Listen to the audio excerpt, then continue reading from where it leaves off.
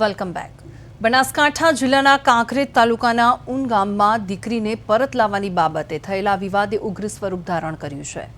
એક ચોક્કસ સમાજના 800 થી 1000 લોકોના ટોળાએ અચાનક ગામ પર પથ્થરમારો કરીને હિંસક હુમલો કર્યો. આ હુમલામાં 35 થી વધુના ખાનગી ગાડીઓના કાચ તોડી નાખવામાં આવ્યા છે અને મિલકતોને નુકસાન પણ પહોંચાડવામાં આવ્યું છે. ઘટનાની ગંભીરતાને જોતા થરા પોલીસે તાત્કાલિક એક્શન લીધા છે અને પોલીસે 15 શખ્સો સામે નામજોગ અને 1000ના ટોળા વિરુદ્ધ ગુનો નોંધીને તપાસનો ધમધમાટ તેજ કર્યો છે. હાલમાં ઉન ગામને પોલીસ અને એસઆરપીની છાવણીમાં ફેરવી દેવામાં આવ્યું છે અને ગામમાં શાંતિ જળવાઈ રહે તે માટે પોલીસ સતત પેટ્રોલિંગ કરી રહી છે. તો બીજી તરફ સામાજિક આગેવાનો અને મહંતો દ્વારા પણ ગ્રામજનોને શાંતિ જાળવવા માટે અપીલ કરવામાં આવી રહી છે. તોડફોડ કરાયેલી ગાડીઓને હાલ પોલીસ સ્ટેશન ખાતે ખસેડવામાં આવી છે.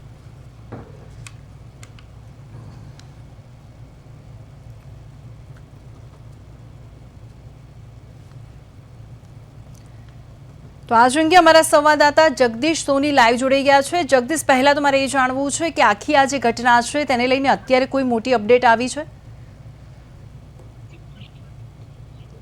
હજી ચોક્કસ કે બનાસકાંઠાના જે ઉન ગામે ગઈકાલે જે હુમલાની જે ઘટના બની હતી, પોલીસ ઉપર જે પથ્થરમારો થયો હતો, ક્યાંક ને ક્યાંક ગાડીની પણ તોડફોડ કરવામાં આવી હતી. અંદાજિત 5 જેટલા સાધનો હતું તેને તોડફોડ કરવામાં આવી હતી. ત્યારે આજે બીજા દિવસે વહેલી સવારથી જે કાંકરેજ જે ઉન ગામ છે તે પોલીસની છાવણીમાં ફેરવાઈ ગયું છે. હાલ એસઆરપીની જે ટીમ છે તે પણ ખડે પગે છે અને સ્થાનિક બનાસકાંઠા પોલીસ અને વાવ પોલીસ દ્વારા પણ આ ગામના અંદર ચુસ્ત બંદોબસ્ત દેવામાં આવ્યો છે.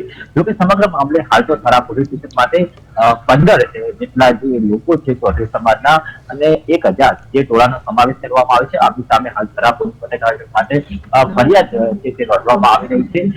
થરા પોલીસે કુલ સ્થળ ઉપરથી 15 થી 20 જેટલા જે સાધનો છે તે પોલીસ સ્ટેશન ખાતે લાવવામાં આવે છે. તમામ સાધનો હાલ જે છે જે તોડફોડ કરેલી છે તે સાધનો છે તે હાલ પોલીસ સ્ટેશન ખાતે લાવવામાં આવે છે.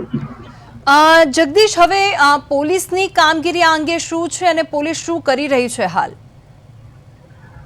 જે ચોક્કસથી સમગ્ર જે બનાવ હતો તેને લઈને થરા પોલીસ અને બનાસકાંઠા એસપીએ હાલ તો જે ઉણ ગામ છે ત્યાં એસઆરપી ની ટુકડી તૈનાત કરી દીધી છે અને પોલીસને પણ મદદ લઈને ત્યાં પોલીસનું પણ બંદર ગોઠવી દેવામાં આવ્યું છે. હાલ તો પોલીસે 15 જેટલા જે લોકો છે તેમની સામે કાર્યવાહી હાથ ધરી છે. તેમાં 1000 ટોળાનો પણ સમાવેશ થયેલો છે. જોકે હાલ તો આજે બીજા દિવસે જે મામલો છે તે શાંત છે, પરંતુ જે ચૌધરી સમાજ છે તે લોકો પણ શાંતિ રાખવા માટે અપીલ કરી રહ્યું છે અને પોલીસ સાથે જે છે તે ચર્ચા વિચારણા ચાલુ છે.